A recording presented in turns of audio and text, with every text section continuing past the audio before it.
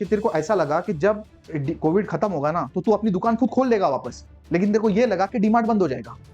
यही तो रीजन है ना, तूने खुद की दुकान नहीं बेची लेकिन डीमार्ट का शेयर बेच दिया। ये जो कंपनी का मालिक होता है ना, उसको भी नहीं पता होता कि मल्टीबैगर स्टॉक कौन सा है या अपनी कंपनी मल्टीबैगर होगी कि नहीं होगी। अगर ऐसा होता ना तो सिंपल सी बात है, वो अपने आपको स्टॉक मार्केट में लिस्ट ही नहीं करता, है ना, सीधा बैंक में जाता, 8-10-12% पे लोन उठा लेता और अपने कारोबार को बढ़ाता। तो मतलब इंडिया है ना एकदम गोल्डन पीरियड में, 20-25 सालों में इंडिया में इतना पैसा बनेगा ना जितना आपने सोचा नहीं होगा। आज निफ्टी 23,000 है ना, 8-10 लाख की निफ्टी दिख जाएगी आपको 25 साल में। 8-10 लाख मतलब 23,000 की निफ्टी 8-10 लाख, मतलब नीचे जाने को कितना है 1,000-2,000, ऊपर आने को कितना है 3-4 लाख 5 लाख 6 लाख, अनलिमिटेड स्कोप। देखो कल मैं जिम गया था, एक बंदा था वहां पे, बड़ी बढ़िया सी फिजिक थी। उसको मैंने पूछा भाई कितना टाइम हुआ, उसने बोला 3 साल हो गए। मैंने देखा 3 साल में बढ़िया बॉडी बनी है। डिस्कशन आगे बढ़ा, कंक्लूजन ऐसा हुआ कि 3 साल उसने बॉडी को बनाने दिए और एकदम बढ़िया बॉडी बनी। वो जब 3 साल बॉडी बना रहा था ना, तब 3 साल में पैसा बना रहा था। उसके 3 साल में बॉडी बन गई, मेरे 3 साल में पैसे बन गए। बहुत से पॉइंट्स मेरे को ऐसा लग रहा है ना कि आपको एकदम चुप गए होंगे कॉन्ट्राडिक्टो, क्योंकि यहाँ पे ना क्वेश्चन डायरेक्टली मैं आपके ईगो पे कर रहा हूँ, है ना, डायरेक्ट, तो अच्छा नहीं लगेगा। बट द फैक्ट इज मुझे दर्द होता है यार, रोज चीजें मैं देख रहा हूं कि लोग किस तरीके से रोज टाइम पास कर रहे हैं यार जिंदगी में। अस्सलाम वालेकुम, I am Farhan Mir, founder and CEO of Sharia wealth. Happy independence day to all of you. आज इंडिया की आजादी को 78 ईयर्स कंप्लीट हो चुके हैं, बट क्वेश्चन ये है कि क्या आप फाइनेंशियली इंडिपेंडेंट है या फाइनेंशियली फ्री हैं? If not, I think mutual fund is the best way to get the financial freedom. आज सोशल मीडिया पे, अदर प्लेटफॉर्म पे 95% ऑफ द यूट्यूबर इन्फ्लुएंसर आपको डायरेक्ट स्टॉक मार्केट इन्वेस्टिंग और trading को promote करते हुए पाए जाएंगे, और बहुत ही कम चैनल ऐसे हैं जो म्यूचुअल फंड के बारे में बात करते हैं। उसका मेन रीजन ये है कि स्टॉक मार्केट में आए दिन कुछ ना कुछ होता ही रहता है। कोई स्टॉक पे न्यूज लग जाती है, कोई मार्केट पे न्यूज लगती है, तो इन्फ्लुएंसर लोगों को काफी सारा कंटेंट मिल जाता है बनाने के लिए, और ऑडियंस भी वही चीज देखना चाहती है। वो लोग दिखा रहे हैं, ऑडियंस देख रही है। लेकिन दोस्तों, मैं भी स्टार्टिंग में इस टाइप की कुछ वीडियो बनाता था स्टॉक्स पे, मार्केट पे, but it's been 7-8 years I am working in the market. आए दिन लोगों से बात होती है, काफी लोगों को पढ़ा चुका हूं, और मैंने रियलाइज किया ना कि डायरेक्ट ट्रेडिंग और इन्वेस्टमेंट करके इस मार्केट में पैसा बनाना बहुत ही डिफिकल्ट है। म्यूचुअल फंड एक ऐसा तरीका है ना जो एक बहुत ही आसान तरीका है, और आप उससे बिल्कुल भी इस मार्केट में बड़ा पैसा बना सकते हो। आए दिन आप टीवी चैनल पे भी ऐड देखते हो कि म्यूचुअल फंड सही है, म्यूचुअल फंड सही है, लेकिन आपको बताएगा कौन कि म्यूचुअल फंड एग्जैक्टली है क्या? किस तरीके से आप फाइनेंशियल इंडिपेंडेंस पा सकते हो, किस तरीके से आप फाइनेंशियल प्लानिंग कर सकते हो, किस तरीके से आप अपने गोल को अचीव कर सकते हो। बहुत से लोगों को ऐसा लगता है कि एक म्यूचुअल फंड एक ऐसा जरिया है जहां पे आप 2-5 हजार लगाइए, अपनी छोटी मोटी जरूरियात को पूरी कीजिए। ये तो पॉसिबल ही है, लेकिन बहुत कम लोग ये भी जानते हैं कि म्यूचुअल फंड एक ऐसा रूट है जहां से आप अपनी पूरी लाइफ चेंज कर सकते हो, आने वाली पूरी जनरेशन को सेट कर सकते हो, 20-25-50-100 करोड़ तक बना सकते हो। तो इस वीडियो सीरीज का मकसद ये है कि आपको म्यूचुअल फंड के बारे में पूरा के पूरा A to Z पूरा अवेयर कराएं। It's a slow journey, boring journey, compounding will come into the picture and mutual fund investor will surely win. चलिए एक कदम बढ़ाते हैं फाइनेंशियल फ्रीडम की तरफ। शुरू से शुरू करते हैं। सबसे पहले स्टॉक मार्केट का पर्पस क्या है? तो पहला क्वेश्चन जो हमारे दिमाग में आता है कि कंपनी अपने आप को स्टॉक मार्केट में लिस्ट करती क्यों है? उसका सिंपल सा रीजन ये है कि किसी भी कंपनी को ग्रोथ करने के लिए पैसे की जरूरत होती है, और वो पैसा कहां से उसे मिलेगा? तो इसके लिए कंपनी क्या करती है, अपने शेयर्स इशू करती है, और ये शेयर को स्टॉक मार्केट में लिस्ट कर देती है। फिर वहां से आप और हम जैसे रिटेल इन्वेस्टर शेयर्स को परचेस कर लेते हैं। इस तरीके से कंपनी को पैसे मिल जाते हैं और हमें शेयर्स मिलते हैं, मतलब बेसिकली हम उस कंपनी के पार्टनर बन रहे हैं। तो आज के बाद जब भी आप स्टॉक मार्केट में कोई शेयर परचेस करते हैं, डीमार्ट का, रिलायंस का एग्जांपल, तो आप ये समझिए कि आप बेसिकली उस कंपनी के पार्टनर बन रहे हैं। तो कल को वो कंपनियां जितना भी ग्रो करेगी, आप भी उतना ही ग्रो करोगे। फर्क सिर्फ इतना है कि उस कंपनी के मालिक का वहां पे बहुत ज्यादा पैसा लगा है, आपका कम पैसा लगा है। वो ज्यादा कमाएगा, आप कम कमाओगे, लेकिन you are directly becoming the partner of the company. अब क्वेश्चन ये है कि अगर आपको स्टॉक मार्केट से स्टॉक को खरीदना है तो इसमें क्या तरीके हैं? तो एक तरीका तो ये है कि डायरेक्ट स्टॉक इन्वेस्टिंग। इसका मतलब है कि आप डायरेक्टली एक डीमैट अकाउंट बनाइए, और जो जो कंपनियां आपको ठीक लगती हैं आप डायरेक्टली कंपनियों के शेयर्स को परचेस कर सकते हैं। और दूसरा तरीका ये होता है कि म्यूचुअल फंड के थ्रू आप स्टॉक मार्केट में इन्वेस्ट कर सकते हो। अब क्वेश्चन ये है कि म्यूचुअल फंड एग्जैक्टली होते क्या है? देखिए, म्यूचुअल फंड का बड़ा सिंपल सा फंड है। आप ऐसा कहते हो कि यार मैं स्टॉक मार्केट में मुझे ज्यादा नॉलेज नहीं है, ज्यादा समझ भी नहीं है, और मेरा ये काम भी नहीं है, तो आप अपना पैसा एक एक्सपर्ट को देते हो जो आपके बिहाफ पे स्टॉक मार्केट में इन्वेस्ट करता है, कंपनीज में इन्वेस्ट करता है, और जितना वो कंपनीज पैसा बनाती है, प्रॉफिट बनाती हैं, अपनी छोटी सी एक फीस काट के आपको वो पैसा रिटर्न कर देता है। तो इन शॉर्ट, अगर आप डायरेक्ट स्टॉक इन्वेस्ट कर रहे हो या म्यूचुअल फंड में इन्वेस्ट कर रहे हो, तो इवेंचुअली आपके पास एक बास्केट ऑफ द पोर्टफोलियो है। बहुत सी कंपनियां होगी, डीमार्ट की, रिलायंस की, इन्फोसिस की, जो भी ठीक आपको लगता है, और सेम तरीके से एक म्यूचुअल फंड का भी पोर्टफोलियो रहेगा, इसमें भी कंपनीज होगी। फर्क क्या होगा कि ये जो स्टॉक्स हैं ये आपने खुद ने डिसाइड किए हैं कि आपको कौन से लेने हैं, और ये जो स्टॉक्स हैं ये बेसिकली आप डिसाइड नहीं कर रहे हो, आपके बिहाफ पे फंड मैनेजर डिसाइड कर रहा है, और उसके पास भी कुछ स्टॉक्स होंगे, तो जो भी रिटर्न बनेगा एक छोटी सी प्रोसेसिंग फीस 1.5-2% की काट के पूरा रिटर्न आपको दे दिया जाएगा। तो आज के बाद आप समझिए कि आप डायरेक्ट स्टॉक इन्वेस्ट करें, म्यूचुअल फंड कर रहे हैं, पहले तो ना आपको डरने की बिल्कुल भी जरूरत नहीं। बहुत सारे लोग ऐसा कहते हैं कि हमें स्टॉक मार्केट में इन्वेस्ट करने में डर लगता है। तो इसके लिए एक छोटा-सा मैं आपको एक वाकया सुनाना चाहता हूँ। शायद आपको भी इससे ज़्यादा क्लैरिटी आ जाए। मेरे घर के सामने एक छोटी-सी दुकान है, एक छोटा-सा किराना स्टोर है, वहाँ पे एक छोटा-सा लड़का काम करता है और वो जब भी मैं वो दुकान में जाता हूँ ना, वो मेरे को पकड़ लेता है, "फरहान भाई कोई अच्छा स्टॉक बताओ, फरहान भाई कोई अच्छा स्टॉक बताओ।" अब डायरेक्ट स्टॉक को रिकमेंड करना इट्स वेरी रिस्की जॉब। तो लेकिन फिर भी अभी हमेशा पूछता रहता है, तो मैंने उसे बता दिया, "भाई तेरे को क्या समझ आता है बता, कौन-सा ठीक लगता है तेरे को?" तो बोलता है डीमार्ट। मैं बोला डीमार्ट क्यों? बोलता है मेरी छोटी-सी दुकान है और मुश्किल से मतलब इतनी दुकान है कि बस वो उसमें खड़ा रह सकता है और कुछ भी उतनी दुकान है। बोलता है इतनी छोटी-सी दुकान है उसमें मैं 15-20 हज़ार रुपए कमा लेता हूँ। तो मेरे ख्याल से डीमार्ट तो बहुत अच्छा कमाता होगा, उसके पास तो इतने सारे कस्टमर हैं। मतलब हाँ, बढ़िया है, डीमार्ट बढ़िया स्टॉक है, ले सकते हो। तो उसने डीमार्ट ले लिया। फिर उसके बाद क्या हो गया, कोविड आ गया। कोविड का लॉकडाउन लग गया। फिर जब लॉकडाउन खुला तो मैं उसकी दुकान में गया और मैंने उससे पूछा, "भाई डीमार्ट का शेयर था ना, रखा है कि बेच दिया?" बोलते, "नहीं, नहीं बेच दिया।" बोला, "क्यों?" बोले, "मार्केट बहुत ज़्यादा गिर रही थी ना, इसलिए मेरे को डर लग गया, मैंने बेच दिया।" तो मैंने उससे कहा कि, "तेरे को ऐसा लगा कि जब कोविड खत्म होगा ना, तो तू अपनी दुकान खुद खोल लेगा वापस। लेकिन तेरे को ये लगा कि डीमार्ट बंद हो जाएगा। यही तो रीज़न है ना, तूने खुद की दुकान नहीं बेची, लेकिन डीमार्ट का शेयर बेच दिया।" तो आप समझ रहे हो प्रॉब्लम क्या है? प्रॉब्लम ये है ना कि लोगों को ऐसा लगता है कि अगर कोई आईटी में है तो उसको लगता है नहीं मेरी जॉब तो सेफ है, लेकिन इन्फोसिस बंद हो जाएगी। कोई मैकेनिक है तो उसको लगता है मेरी गैरेज तो सेफ है, लेकिन ये मारुति बंद हो जाएगी। अगर ऐसा नहीं है, तो फिर स्टॉक मार्केट में इन्वेस्ट करने में डर क्यों लगता है ना? तो आप तो दिमाग से निकाल ही लो। तो जब तक आप ये सोचोगे कि you are investing into Nifty, you are investing into mutual fund, you are investing into stocks, you will always be in a confusion, you will always be in a dilemma कि भाई क्या होगा? कल को इज़राइल फिलिस्तीन की वॉर हो गई, ये हो गया, क्या होगा? लेकिन आपने ये समझना है कि आपका पैसा डीमार्ट में लगा है and these businesses are going to grow. बस सिर्फ क्वेश्चन ये आता है कि कितने परसेंट से ग्रो करेंगे, that is the secondary question. But and again you are not investing into one stock, you are investing into basket of the stocks. तो कल को खुदा ना खास्ता एक आध कंपनी में कुछ ऊपर नीचे खुल भी जाता है ना, तो बाकी कंपनी टेक केयर कर लेती हैं। तो अगर आपका ये विजन है, आज मैं आपको बोलता हूं कि यार 50 लाख लगा ले म्यूचुअल फंड में, तो डर लगता है, लेकिन वही 50 लाख का घर लेने आज किसी को डर नहीं लगता, है ना? तो भाई सोच की बात है। तो आज से ये सोचने लगो कि भाई आप उस कंपनी में बिजनेस कर रहे हो, आप बिजनेस पार्टनर हो, तो जो डर लगता है वो आपको लगना बंद हो जाएगा। अब क्वेश्चन ये आता है कि आपको डायरेक्ट स्टॉक में इन्वेस्ट करना चाहिए कि म्यूचुअल फंड में। जैसे कि अपना पहला टॉपिक है, एपिसोड अपना ये है कि आपको डायरेक्टली स्टॉक में इन्वेस्ट नहीं करना चाहिए, और मैं बहुत क्लियरली बताता हूं, मेरा एक्चुअली इसकी तरफ थोड़ा सा बायसनेस भी है, क्योंकि देखा है मैं इतने लोगों को देख रहा हूं। देखिए सीन क्या है कि ये वीडियो में जो मैं बात करने जा रहा हूं ना, ये थोड़ी सी ना आपकी सोच के अगेंस्ट जाएगी बात, क्योंकि क्योंकि 95% ऑफ द इन्फ्लुएंसर जिनको भी आप सुनते हो, वो आए दिन क्या बात करते हैं कि भाई ये स्टॉक ले ले, वो स्टॉक ले ले, है ना? तो आपके दिमाग में बैठा हुआ है कि यार स्टॉक्स लूंगा, डायरेक्ट स्टॉक्स लूंगा, तभी कुछ मेरे साथ बहुत कुछ बड़ा होगा। लेकिन मैं अपने एक्सपीरियंस से बता रहा हूं कि यार ऐसा नहीं होता। सबको अपनी दुकान चलानी है, इसलिए वो बोलते रहते हैं, लेकिन मैं अपने एक्सपीरियंस बताऊं कि मेरे को ऐसा लगता है ऐसा नहीं होता। डायरेक्ट स्टॉक इन्वेस्टमेंट ट्रेडिंग करके पैसा बनाना मेरे ख्याल से उतना सही अप्रोच नहीं है। Mutual fund is the best वे। इसलिए पहले वीडियो में हम डिस्कस करेंगे कि डायरेक्ट स्टॉक्स में क्या प्रॉब्लम है, और फिर नेक्स्ट एपिसोड से हम धीरे धीरे डिस्कस करेंगे कि म्यूचुअल फंड में क्या क्या बेहतर चीजें हैं। तो पूरी वीडियो सीरीज देखिए, सिर्फ पहला वीडियो देखिए ना, नहीं भाई ये तो आप अपने व्यू के अगेंस्ट बात कर रहे हैं, अपन इस पे नहीं देखेंगे, ऐसा करके इस वीडियो सीरीज को आपने बंद कर देना, तो आगे चल के आप बहुत चीजें मिस कर दोगे। तो लेट्स गेट स्टार्टेड। तो जो फर्स्ट पॉइंट है ना, वो ये पॉइंट है कि आपको ऐसा लगता है कि डायरेक्ट स्टॉक इन्वेस्ट हमने इसलिए करना चाहिए कि क्योंकि we will get the multibagger stocks, हमें ऐसे स्टॉक मिलेंगे हमारे पोर्टफोलियो में जो कि मल्टीबैगर बन जाएंगे। इसके लिए तो पहले आपको मैं बता दूं, ये जो कंपनी का मालिक होता है ना, उसको भी नहीं पता होता कि मल्टीबैगर स्टॉक कौन सा है, या अपनी कंपनी मल्टीबैगर होगी कि नहीं होगी। अगर ऐसा होता ना, तो सिंपल सी बात है, वो अपने आपको स्टॉक मार्केट में लिस्ट ही नहीं करता, है ना? सीधा बैंक में जाता, 8-10-12% पे लोन उठा लेता और अपने कारोबार को बढ़ाता। तो डे वन पे तो कंपनी के मालिक को भी नहीं पता कि कंपनी मल्टीबैगर होगी कि नहीं होगी। तो और आप लोग इस उम्मीद में बैठे हैं कि हम लोग किसी से टिप लेंगे और कुछ ऐसा हो जाएगा और हमें मल्टीबैगर स्टॉक मिल जाएगा। तो ये तो पहले दिमाग से निकाल दीजिए कि जो कंपनी आप खरीदोगे वही मल्टीबैगर बनेगी, क्योंकि देखिए उसका रीजन भी है ना, क्योंकि आपको ऐसा इसलिए लगता है कि मल्टीबैगर ही स्टॉक हम पिक करेंगे, क्योंकि हमने स्टोरी सुनी है। एक जो वेरी पॉपुलर स्टोरी है, जो कि विप्रो की स्टोरी है, कि भाई किसी ने 10,000 रुपए लगाए होते विप्रो में, तो आज के दौर में 800 करोड़ हो गए होते 25 सालों में। तो ये स्टोरी ना बड़ी बड़ी पॉपुलर स्टोरी है विप्रो की, ठीक है? तो ये स्टोरी हमने सुनी हुई है, लेकिन कोई ये नहीं समझता कि सन 2000 में जो प्राइस था ना विप्रो का, सन 2000 में 300 रुपए के आसपास चलता था विप्रो, 300-400 के आसपास। आज सन 2024 में भी विप्रो की प्राइस ऑलमोस्ट 500 के आसपास है, ठीक है? और ये जो भी गेन हुआ था ना, वो इसके पहले हुआ था 1990 से। तो ये जितना विप्रो में पैसा बना हुआ है ना 800 करोड़, वो ये टाइम पे बना था, ये टाइम पे। उसके बाद तो इट्स बिन ऑलमोस्ट 25 ईयर्स जब विप्रो के स्टॉक ने कोई भी खास गेन नहीं दिया हुआ। ऑब्वियस सी बात है, इस दौरान पे उसने बोनसेस दिए, स्प्लिट्स दिए, डिविडेंड दिया, बट ऑब्वियस सी बात है कि हम लोग वो सब के लिए तो इन्वेस्ट नहीं करते ना। तो एक मल्टीबैगर कहानी के पीछे बहुत कुछ रहता है। प्लस दूसरी चीज कैसी है कि कोई ये नहीं बताता कि इस दौरान पे कई सारे स्टॉक्स तो जीरो भी हो गए ना, जैसे वोडाफोन आइडिया हो गया, यस बैंक हो गया, ये तो फिर भी ट्रेड कर रहे हैं। आज से 200-300 वाले स्टॉक आज 10-20 रुपए पे फिर भी ट्रेड कर रहे हैं। कुछ ऐसे स्टॉक है जो डीलिस्ट भी हो गए, जैसे डीएचएफएल हो गया।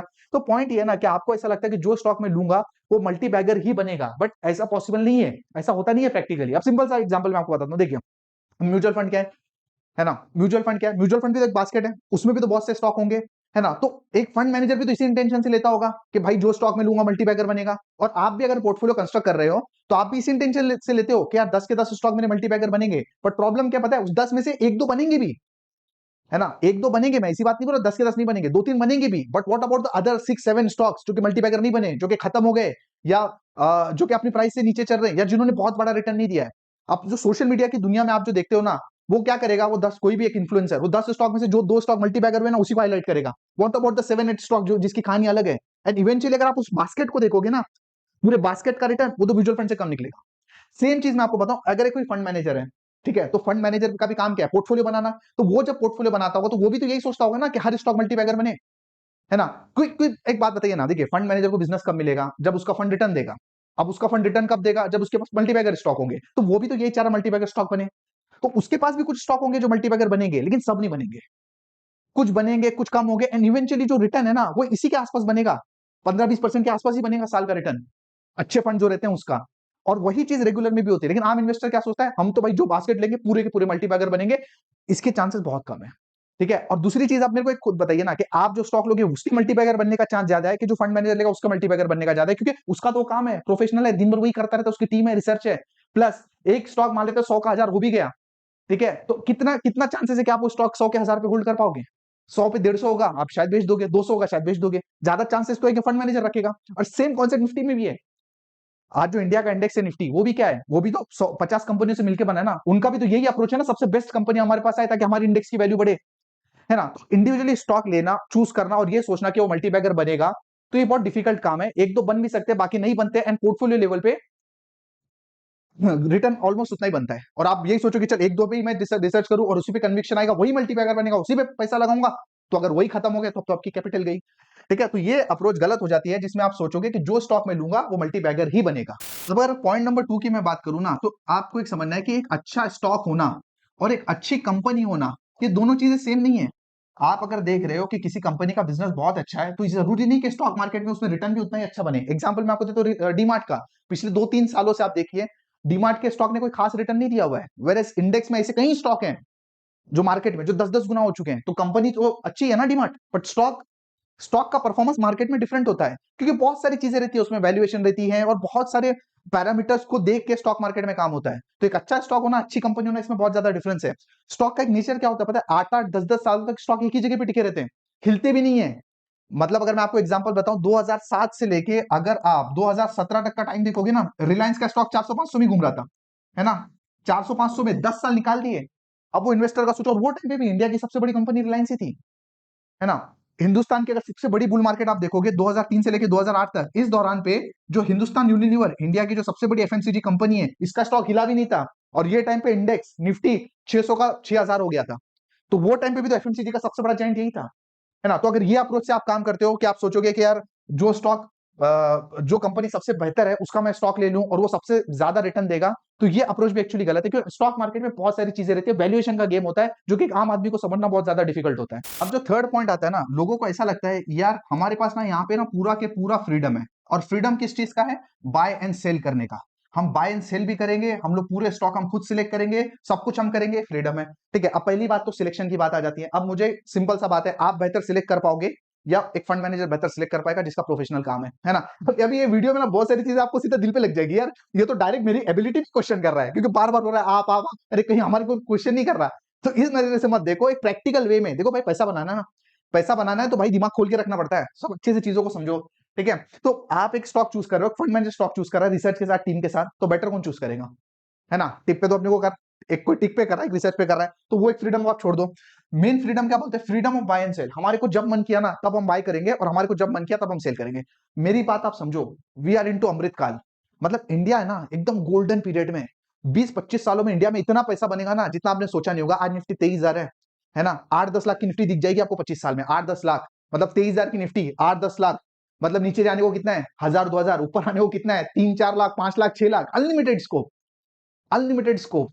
ठीक है। अब इसमें सीन क्या है, तो आपके और आपकी ये जो वेल्थ क्रिएशन जर्नी है ना बीच में, उसमें सिर्फ एक चीज आने वाली है, सिर्फ एक चीज, और वो है न्यूज फ्लोस और ये जो सेंटिमेंट्स है ना। अब वो तो थैंक्स टू मुकेश अंबानी जिसने एक छोटा सा पॉकेट डायनामाइट सबकी जेब में दे दिया है ना, जियो की वजह से जो इतने न्यूज फ्लो चल रहे हैं ना।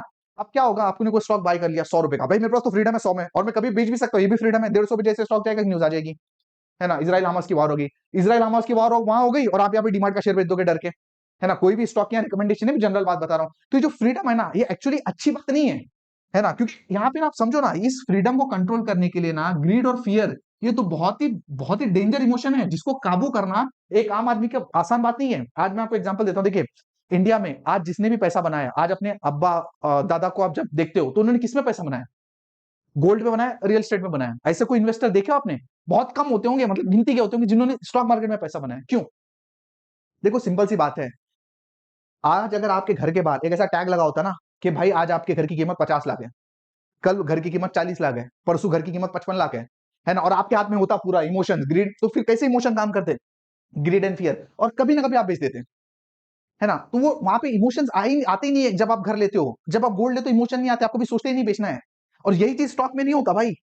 तो यही चीज स्टॉक में जो फ्रीडम है ना, ग्रीड एंड फियर का, इसकी इसकी वजह से ना ये एक्चुअली एक बहुत ही बड़ा निगेटिव है। कुछ ना कुछ न्यूज आ जाएगी, कुछ हो जाएगा, 500 का 100 का स्टॉक 500 गया, आप खुश हो, कंफर्टेबली देख रहे हो। जैसे ही 500 से 400 आ गया ना, आप डर जाओगे, बेच दोगे। आप होल्ड भी कर लोगे, फिर स्टॉक बढ़ने लगेगा, फिर गिरेगा तो आप सोचोगे नहीं नहीं भाई वापस गिर सकता है। तो ये सब चीजें है ना, तो जो फ्रीडम है ना, ये मेरे ख्याल से एक अच्छा पॉइंट बिल्कुल भी नहीं है आपके डायरेक्ट स्टॉक इन्वेस्टमेंट में। जो फंड मैनेजर होते हैं ना, बायस नहीं रहते, वो डिसीजन प्रॉपर लेते हैं और उनका पूरा प्रॉपर सिस्टम रहता है। इसकी वजह से उनके पोर्टफोलियो में एक मल्टी बैगर स्टॉक होगा। मतलब ऐसे कई रिटेल इन्वेस्टर है ना जिनके पोर्टफोलियो में आज भी यस बैंक है, लेकिन एक भी म्यूचुअल फंड के पोर्टफोलियो में यस बैंक नहीं मिलेगा। क्यों नहीं मिलेगा? क्योंकि उन्होंने एकदम डिसीजन प्रॉपर रहता है उनका, जैसे दिखा कंपनी में झोले काट दो, और यहाँ पे इन्वेस्टर लिए जा रहे हैं यस बैंक, लिए जा रहे हैं यस बैंक। तो ऐसे कई इन्वेस्टर हैं जिनको आईपीओ के टाइम, ऐसे कई म्यूचुअल फंड है जिनके आईपीओ के टाइम के टीसीएस इन्फोसिस आज भी पड़े हुए 20-20 साल तक। ऐसे कितने इन्वेस्टर जिनके 20-20 साल से अभी तक था हुआ है टीसीएस इन्फोसिस। 300 का 3000, 300 का आयशर मोटर चलने जब लगा तो 30,000 गया, अब स्प्लिट हुआ उसके बाद वो सब हुआ, लेकिन 300 से 30,000 कितने कितने लोगों के इन्वेस्टर के पोर्टफोलियो में फ्रीडम, फ्रीडम था ना, बेच दिया। जिसका फ्रीडम नहीं था म्यूचुअल फंड वालों के, उन्होंने अभी तक होल्ड किया हुआ है। फ्रीडम है लेकिन वो देख रहे हैं ना कंपनी की परफॉर्मेंस कैसी है। तो ये एक्चुअली अपने आप में ना एक बहुत बड़ा निगेटिव पॉइंट है। नेक्स्ट है ना, आप समझो ये जो पोर्टफोलियो मैनेजमेंट का काम है ना, it is not an easy job. देखिए अगर आपने 2-5 लाख 10 लाख का पोर्टफोलियो बनाना है ना, तब तो ठीक है यार, बिंदास बनाइए, कोई मसला नहीं, बिंदास बनाइए। लेकिन अगर आप ये सोच रहे हैं कि ये पोर्टफोलियो को जो म्यूचुअल फंड के, या जो म्यूचुअल फंड डायरेक्ट शेयर्स, बात तो भाई कंपनी ही है देखा जाए तो, अगर आप ये सोचो कि इसको 20-25-50-100 करोड़ तक लेके जाना है, तो भाई ये आसान काम नहीं है फिर। क्योंकि आपके पोर्टफोलियो में कुछ स्टॉक बहुत ज्यादा चल जाएंगे, कुछ स्टॉक बहुत ज्यादा गिर जाएंगे, है ना। फिर आपको अगर थोड़ा नया पैसा लगाना है, आपको महीने के 10,000 रुपए लगाने हैं, तो कौन से स्टॉक में लगाओगे? उस पोर्टफोलियो में एक ऐसा स्टॉक भी होगा रिलायंस जिसके 3 ही ले पाओगे, फिर बाकी स्टॉक में क्या करोगे? मतलब क्वेश्चन ये आता है कि कुछ स्टॉक इतने ज्यादा चल जाएंगे, कुछ इतने गिर जाएंगे। अब जब एवरेज करने की बारी आएगी तो समझ ही नहीं आएगा कि बढ़ने वाले में लगाऊं, कम करने वाले में लगाऊं, कभी पैसे की जरूरत हो गई तो जो बढ़ रहा है उसको बेचूं, जो कम हो रहा है उसको बेचूं। तो ये जो पूरा मैनेजमेंट का काम है ना, it is not an easy job. And जब तक 2-5-10 लाख के पोर्टफोलियो में हो ना, कोई टेंशन नहीं भाई। जब पोर्टफोलियो बड़ा हो जाता है ना, तो जनरली आज के दौर में मेरे को लगता है सबसे बड़ा प्रॉब्लम ना स्ट्रेस है। जब आपके 25-30 कंपनियां होंगी, 20-25 कंपनियां होंगी, रोज किसी ना किसी शेयर में कोई ना कोई न्यूज आएगी और रोज उसके वजह से दिमाग में चलता रहेगा। तो स्टार्टिंग के 3-4 साल बड़ा मजा आता है, बट आगे चल के जो पोर्टफोलियो मैनेजमेंट करना है, जिसको प्रोफेशनल लेवल पे आपको लेके जाना है, तो भाई बहुत ज्यादा ये एक डिफिकल्ट टास्क है। हाँ टाइम पास करना है, 2-5-10 लाख का बनाना है, तब तो भाई आपकी मर्जी, आप बना लो। एंड वेरी इंपॉर्टेंट क्वेश्चन क्या है पता है, कि भाई आपके पास टाइम की तो वैल्यू है ना कुछ, है ना। आपके वक्त की वैल्यू है ना। आज आज सबसे बड़ा प्रॉब्लम क्या है? स्ट्रेस के बाद स्ट्रेस है, और एक टाइम का प्रॉब्लम है। आज मैं आपको बोलूं आपके पास टाइम है, बोलू नहीं, है ना, हमारे पास टाइम ही नहीं है आज, है ना। अब कितने लोग ये जो वीडियो देख रहे हैं, जो स्टॉक मार्केट में लगे हुए हैं, कितने लोग इस जद्दोजहद में लगे हैं कि किस तरीके से मेरा और अल्लाह का, खुदा का, गॉड का रिलेशन बेहतर हो पाए। कितने लोग हैं यहाँ पे, उसके लिए टाइम नहीं है। कितने लोग ऐसे हैं जो भाई अपनी हेल्थ पे फोकस कर रहे हैं, जो जिम जाते हैं, वॉकिंग करते हैं, अपनी डाइट को कंट्रोल करते हैं, कितने हैं? उसके लिए हमारे पास टाइम नहीं है। और टाइम किसके लिए हमारे पास? ये स्टॉक मार्केट में काम करने के लिए।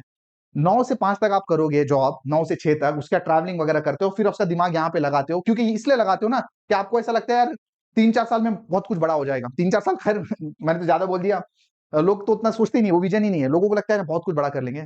माई पॉइंट इज यार, लाइफ में और भी बहुत सारी चीजें करने को, है ना। लाइफ में बहुत सारी वैल्यू है, बहुत सारी चीजें करने को, आपको ना अपने टाइप की वैल्यू समझनी चाहिए। बहुत से काम ऐसे हैं ना लाइफ में जो हमें आते फिर भी हम नहीं करते, है ना। फॉर एग्जाम्पल, अगर आपको गाड़ी चलाने आता है और and if you can afford driver, definitely go for driver. अगर आप बीमार होते हो तो डॉक्टर के पास जाते हो, जब आपको आईटीआर भरना है तो सीए के पास जाते हो, तो गाड़ी खराब भी मैकेनिक के पास जाते हो। तो भाई हर चीज के ना एक प्रोफेशनल होते हैं, है ना, उसकी हेल्प लोगे तो बेहतर है। तो जब इन्वेस्टमेंट करना है तो ये बुद्धि नहीं लगती ना हमारी कि भाई इन्वेस्टमेंट भाई मैं खुद कर सकता हूँ, इन्वेस्टमेंट मैं खुद कर सकता हूँ, बाकी ठीक है मेरे को गाड़ी रिपेयर करनी नहीं आती, लेकिन भाई पैसा, अरे यार मेरा पैसा मेरे से बेहतर कौन मैनेज कर सकता है? अरे क्यों कर सकते हो भाई, आपकी एक्सपर्टीज है, नॉलेज है क्या उसमें, है ना? तो ये जो टाइम आप यहाँ डाल रहे हो ना, उसको लगाइए किसी और काम में, अपने गॉड के साथ रिलेशन को बेहतर बनाइए, अपनी सेहत को बेहतर बनाइए। आपके पास वक्त है तो अपनी स्किल को अपग्रेड कीजिए ना, अपने जॉब में बेहतर कीजिए, है ना, वहां पे जाके कुछ वहां से ज्यादा प्रमोशन उठाइए और उस पैसे को इन्वेस्ट कीजिए। लेकिन क्या होता है, लोगों को ना आसान चाहिए चीजें कि यार इधर शेयर लूंगा करोड़पति लखपति बनूंगा, कौन स्किल को अपग्रेड करेगा, और वो तो लोग ना डिफिकल्ट चीजें अवॉइड करते रहते हैं अपनी लाइफ में, है ना, और बस चीजों को टालते रहते हैं। तो भाई आप समझिए कि आपके वक्त की वैल्यू है। अगर आप 2 लाख रुपए महीना कमा रहे हो, साल के 24 लाख कमा रहे हो, और अगर किसी स्टॉक में आपको 1 लाख रुपए बन भी गया, तो भाई what does that 1 lakh mean in front of your 24 lakh package? हाँ, इफ आई कैन अंडरस्टैंड यार 25 लाख आपका यहाँ से बन रहा है और स्टॉक मार्केट से आपका 1 करोड़ बन रहा है, हाँ चल भाई that makes a significance different, है ना। तो ये चीजें आपके वक्त की वैल्यू है, इसको सही जगह यूज करो भाई, बहुत लिमिटेड टाइम है। एंड जब नए हो आप ना, तो एक्साइटमेंट रहती है यार कि 2-4 साल में मैं ये कर लूंगा वो कर लूंगा, but as time will go this is not the enjoyable field. आप मतलब भाई मेरे ख्याल से एक जो नॉर्मल जॉब वाला इंसान है ना, उसको उतना प्रेशर टेंशन नहीं है जितना एक स्टॉक मार्केट में काम करने वाले को होता है। वो तो एक 2 साल से आपने देखा ही नहीं कि मार्केट गिरती भी है ना। तो जब, तो ये मत सोचो कि भाई यहाँ आऊंगा तो स्ट्रेस कम होगा, स्ट्रेस और बढ़ने वाला है। Plus nobody is ready to give time. अगर आपको करना ही है, चलो ठीक है, अगर आप करना ही चाहते हो तो मेरी एक बात बताओ, चलो आपको डायरेक्ट स्टॉक इन्वेस्टमेंट करना, तो एक बात समझो आप, है ना, आपको ना टाइम देना पड़ेगा। आपका टाइम नहीं है, नहीं है, nobody is ready to give time, ठीक है, ऐसा है, nobody is ready to give time. देखो कल मैं जिम गया था, एक बंदा था वहां पे, बड़ी बढ़िया सी फिजिक थी, उसको मैंने पूछा भाई कितना टाइम हुआ, उसने बोला 3 साल हो गए। मैंने देखा 3 साल में बढ़िया बॉडी बनी है, डिस्कशन आगे बढ़ा, कंक्लूजन ऐसा हुआ कि 3 साल उसने बॉडी को बनाने दिए और एकदम बढ़िया बॉडी बनी। वो जब 3 साल बॉडी बना रहा था ना, तब 3 साल में पैसा बना रहा था। उसके 3 साल में बॉडी बन गई, मेरे 3 साल में पैसे बन गए, है ना। तो पॉइंट क्या है, पॉइंट ये है ना भाई कि फिर हर चीज में कामयाब होने के लिए आपको टाइम देना पड़ेगा। अपनी जॉब में भी आपने दिया होगा, आज अगर आपको 3-4 साल 5 साल का एक्सपीरियंस है जॉब में, तो आप देखो क्या ग्रोथ है, डे 1 पे इतनी ग्रोथ नहीं थी। तो हर चीज में टाइम देना पड़ता है, तो यहाँ पे भी टाइम देना पड़ता है, और टाइम देना एक बहुत बड़ा इशू है भाई। तो पॉइंट ये है, और टाइम देने के बाद भी इसकी क्या गारंटी है कि यार आप कर ही लोगे, है ना। हर कोई हर चीज में तो कर नहीं सकता। तो देखो बहुत से पॉइंट्स मेरे को ऐसा लग रहा है ना कि आपको एकदम चुप गए होंगे कॉन्ट्राडिक्ट, क्योंकि क्योंकि यहाँ पे ना क्वेश्चन डायरेक्टली मैं आपके ईगो पे कर रहा हूँ, है ना, डायरेक्ट, तो अच्छा नहीं लगेगा। बट द फैक्ट इज, मुझे दर्द होता है यार, रोज चीज मैं देख रहा हूँ कि लोग किस तरीके से रोज टाइम पास कर रहे हैं यार जिंदगी में। पता नहीं क्या क्या कर लोगे यार, डायरेक्ट स्टॉक इन्वेस्ट करके क्या कर लोगे यार, मतलब इधर इतना अपॉर्चुनिटी है, सब कुछ अवेलेबल है, और पूरे एक्सपीरियंस से बता रहा हूँ मैं चाहता हूँ ना यार कि अरे मेरी बात ना घर घर तक पहुंचे, स्टॉक की बात करके मेरे भी चैनल पे और ज्यादा व्यूअरशिप आ सकती है या आएगी, लेकिन मैं चाहता हूँ यार जो जेन्युइन राय है यार हर एक घर तक पहुंचे, और मैं चाहता हूँ कि सच में लोग पैसा बनाए, और सबसे सच में पैसा ना म्यूचुअल फंड से तो बनेंगे। अगर फिर भी आपको डायरेक्ट स्टॉक इन्वेस्टमेंट करना ही है, ठीक है, आप मतलब एकदम मतलब डेडिकेटेड हो, ठीक है, एक अगर मतलब आपने सोच लिया कि मेरे को ये काम करना ही है, तो ऑब्वियस सी बात है 7 घंटे का यूट्यूब पे मेरा कोर्स डाला हुआ है, 7 घंटे का, ठीक है, और 1.5-1.5 घंटे का, ऐसा 2 है, टोटल 10 घंटे का कोर्स है, फंडामेंटल्स इसका, जाके देखो, ठीक है। कितने लोगों ने अब तक देखा हुआ है, कितने ने देखा हो डाल के, मेरे को लगता है 10-15 दिन में होंगे। और चलो ठीक है, आने वाले 1-2 महीने तक कि मैं कमेंट बॉक्स में करो कितने लोग देखेंगे, जिसका 7 घंटा नहीं है वीडियो देखने को, उसको पता नहीं भी किस्मत बदलनी है स्टॉक मार्केट से, है ना। फिर भी आपने करना है तो मैं तो आपको बोलूंगा एक छोटे से पोर्टफोलियो से काम करो, 1 लाख 2 लाख 3 लाख का पोर्टफोलियो, एकदम छोटा सा पोर्टफोलियो बनो,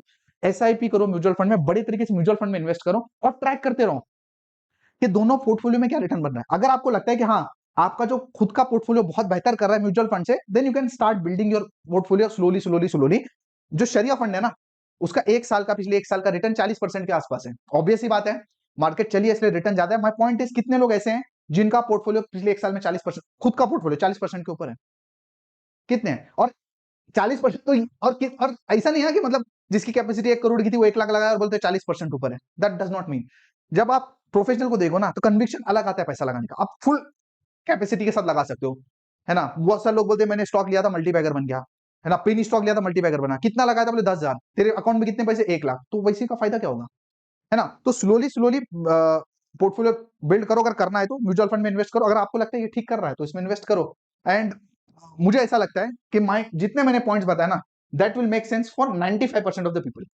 5% of the people will definitely will have interest, वो अपना टाइम देंगे, डेडिकेशन देंगे, और बहुत अच्छा करेंगे अपनी लाइफ में, मे बी बहुत ही अच्छा करें, ठीक है। बट माई पॉइंट इज वो 5% पे फिलहाल मेरा ये वीडियो सीरीज पे टारगेट नहीं, क्योंकि उन 5% के लिए तो 95% यूट्यूबर लगे हुए हैं। मेरा जो है ना फोकस फिलहाल ये 95% पे है, है ना? तो हो सकता है कि 4-5 लोग आके मेरे कमेंट भी कर देते हम बहुत अच्छा कर रहे हैं, तो हो सकता है well and good for you, but what about the 95% of the people? For them this is the best वे। और आज प्लीज मेरी बात मानो, वरना 2-3 साल डालोगे, इधर उधर डालोगे, और फिर ultimately eventually you will understand this is the best वे। वही बात है ना यार, 2-3 साल में स्टॉक मार्केट में जब काम करोगे तो पैसा तो जाएगा ही जाएगा, टाइम भी जाएगा, पैसा तो फिर भी कमा लोगे, बट जो वक्त है वो वापस नहीं आएगा, है ना? तो भाई समझ जाओ तो सही है, दिल से बता रहा हूँ, एक्सपीरियंस से बता रहा हूँ। So that's it for this video. Next video में हम लोग ये डिस्कस करेंगे कि अभी तो हमने ये बताया कि डायरेक्ट स्टॉक इन्वेस्टमेंट आपको क्यों नहीं करना चाहिए। नेक्स्ट वीडियो में हम डिस्कस करेंगे कि म्यूचुअल फंड के बेनिफिट क्या है और किस तरीके से ये जो प्रॉब्लम्स है वो म्यूचुअल फंड उसको कवर करता है। बाकी अगर आप ट्रेडिंग और इन्वेस्टमेंट सीखना चाहते हैं तो यूट्यूब पे हमारा फ्री में कोर्स है, सीखे बिना मत करो। 5% में आना है तो सीखना पड़ेगा, सीखने के लिए फ्री में अवेलेबल है, आप चेकआउट कर लो। और अगर आप इन्वेस्ट करना चाहते हैं शरिया कंप्लाइंट म्यूचुअल फंड में, तो उसकी मैं डिस्क्रिप्शन में लिंक दी हुई है, उस पर जाओ, मुझे व्हाट्सअप करो, मैं 1-to-1 आपसे कॉल करूंगा, आपकी रिक्वायरमेंट समझूंगा, और उसके बाद आप हमारे साथ जुड़ के इन्वेस्ट कर सकते हो। जब तक आप इन्वेस्ट करो, आपको जो भी रिक्वायरमेंट रहेगी, जो भी गाइडेंस रहेगी, मेरी तरफ से आपको बिल्कुल मिल जाएगी। और एक वीडियो देख के अपना डिसीजन मत बनाओ, आगे के वीडियोस भी देखो, ताकि आपको पूरी क्लियरिटी आ जाए कि how exactly the mutual fund works and what exactly mutual funds are. Thank you.